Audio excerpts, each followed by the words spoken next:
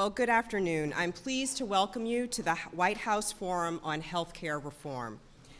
Many months ago, President Obama promised the country that once in the White House, he would take the steps necessary to reform our healthcare system, not just because we should, but because we must.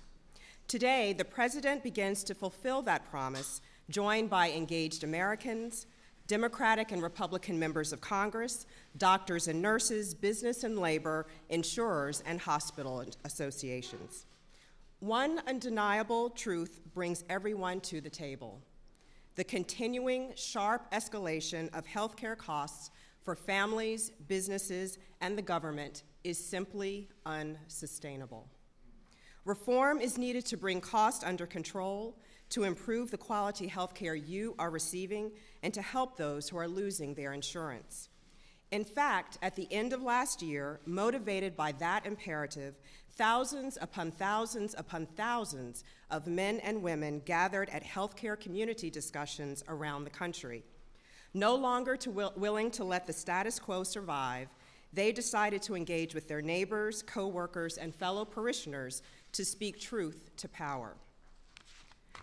Today, 7 of those men and women are here with us, and I'm pleased to introduce Travis Ulrich of Dublin, Indiana, who will tell us what they discussed and what they believe must happen next. Travis?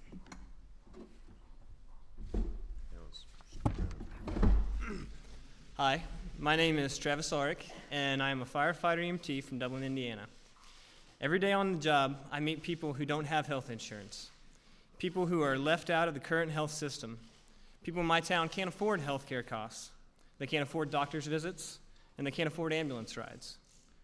When I saw on change.gov that President Obama was encouraging people to host healthcare community discussions, I realized I might be able to do something to help. In fact, it was under my mom's influence that I decided I was going to stop complaining and that I was going to do something. So I decided to host a healthcare community discussion in Dublin. So I signed up to host a discussion and invited other first responders, doctors, and members of our community to the bay of my fire station in January. Apparently, a few other people signed up to host discussions too. Over 30,000 Americans participated in healthcare community discussions over the holidays.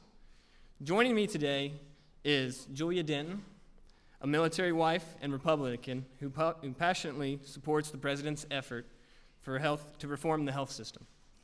Siavash Sarlati, a third-year medical student at the University of Wisconsin. Yvonne Ruby, who held a discussion at her church in Brooklyn. James Stouffer, a small business owner and father of 5. Jose Olivia, a veteran who hosted a discussion in El Paso, Texas. And Angela Diggs, who runs a senior wellness center in Washington, D.C. We are honored to be here to represent the thousands of Americans who went to their churches, their community centers, and their neighbors' homes to show leaders in Washington that the time is now to reform our health system. Today, we present a report to President Obama that reflects the concerns and suggestions contributed as part of our discussions. This report finds that Americans agree on the problems with the system, that costs are too high and accessing quality coverage is too difficult. Some groups submitted stories that sound familiar to me especially, about people who were afraid to go to the hospital for treatment because they didn't know if they could afford it. The most common theme is that Americans don't believe the current healthcare system works for them. President Obama, thanks to what you were doing today, Americans can believe again that their government is working for them and with them to solve this problem. Thank you for challenging us to get involved, for listening to us, and for being here, Mr. President. I am proud to present this report to you and your administration as we begin to work together as a country to reform the healthcare system. And now, I'm very honored to introduce to you President Obama. Thank you. Thank you very much. Thank you very much, everybody. Thank you. Thank you. Thank you so much. Everybody, please, have a seat.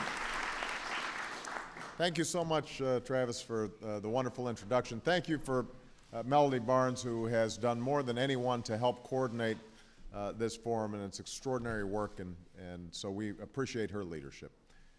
You know, we're here today to discuss one of the greatest threats, not just to the well-being of our families and the prosperity of our businesses, but to the very foundation of our economy, and that's the exploding costs of health care in America today.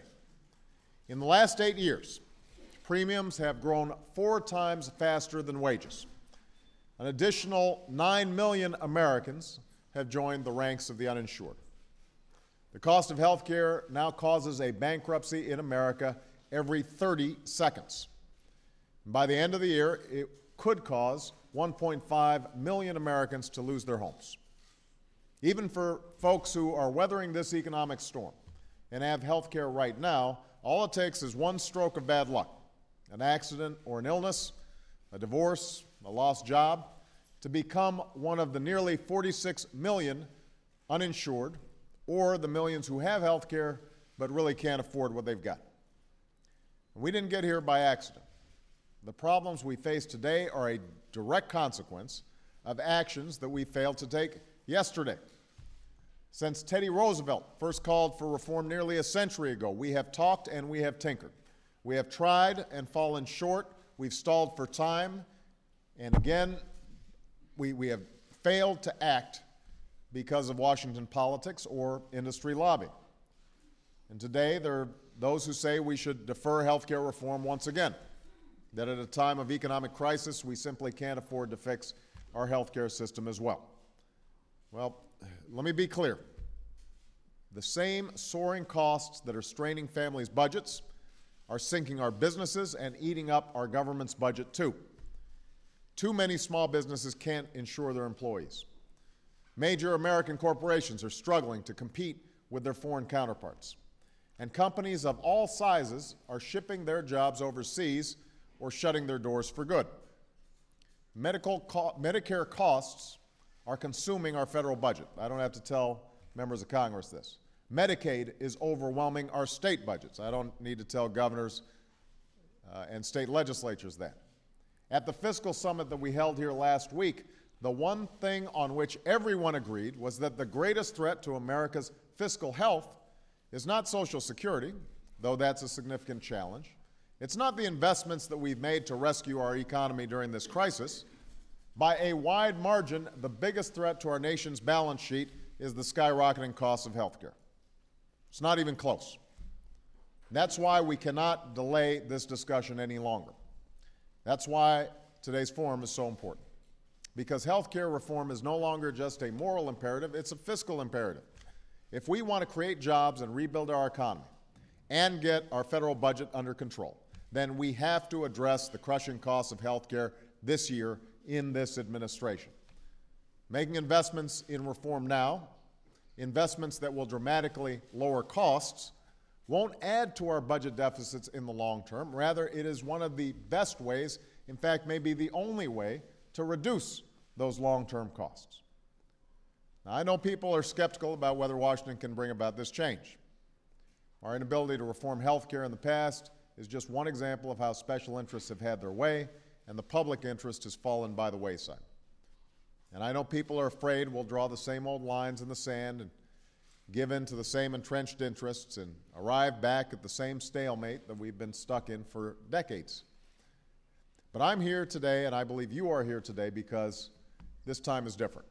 This time, the call for reform is coming from the bottom up and from all across the spectrum, from doctors, from nurses, from patients, from unions, from businesses, from hospitals, healthcare providers, community groups. It's coming from mayors and governors and legislatures, Democrats, Republicans, all who are racing ahead of Washington to pass bold healthcare initiatives on their own.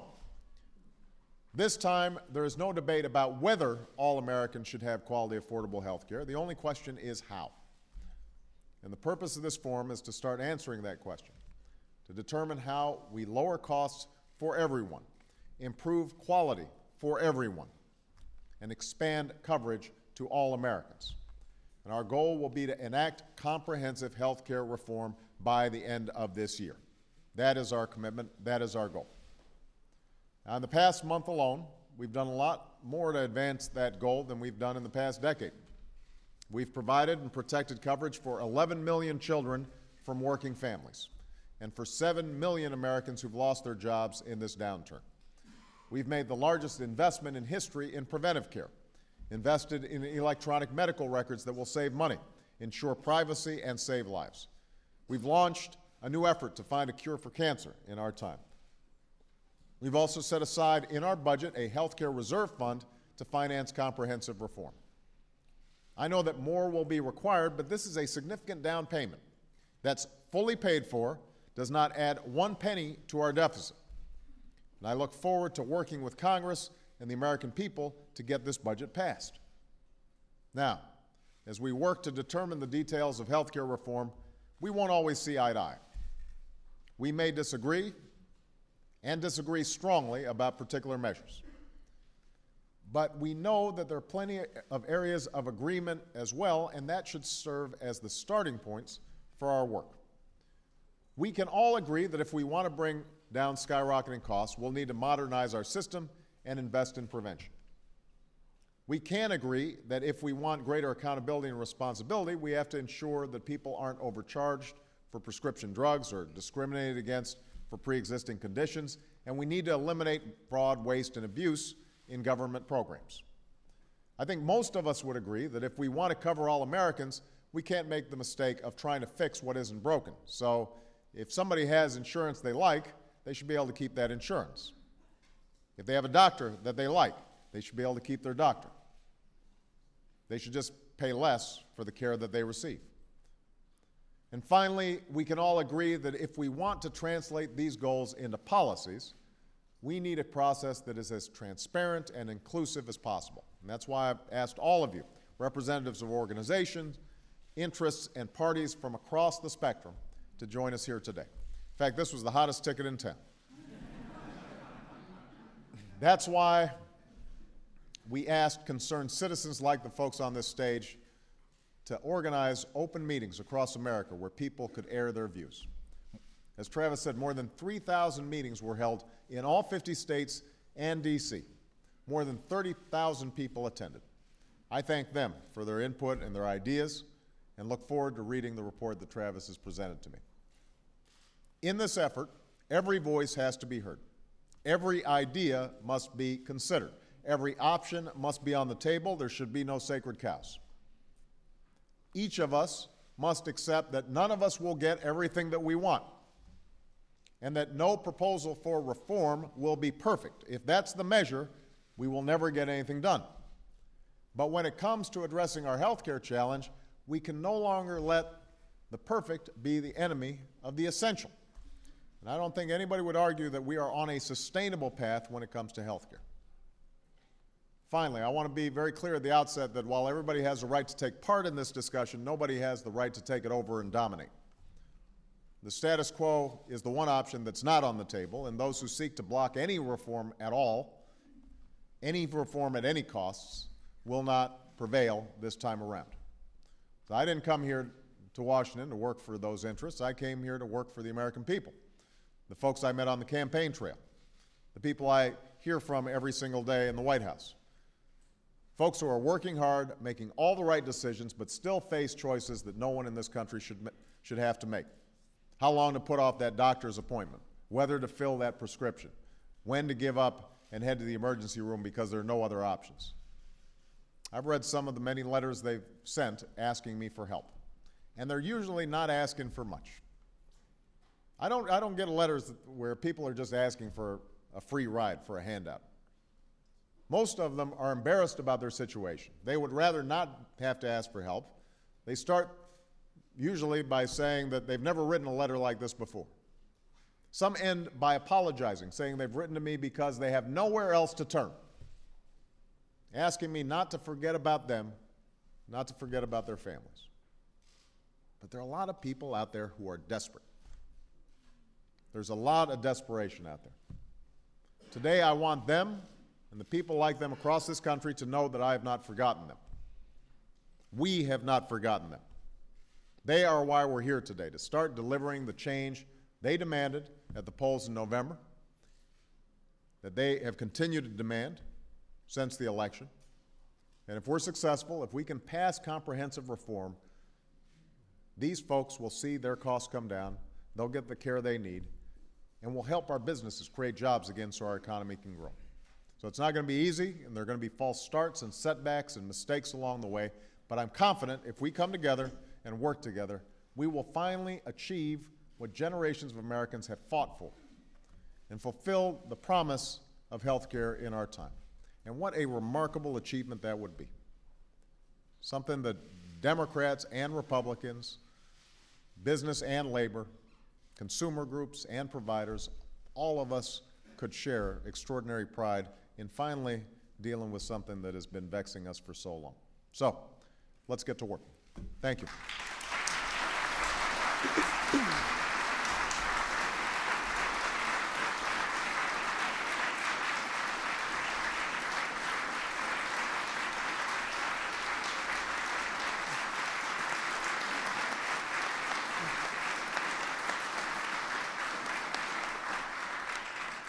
So as the President says, it is time to get to work. We are thrilled that you're all here.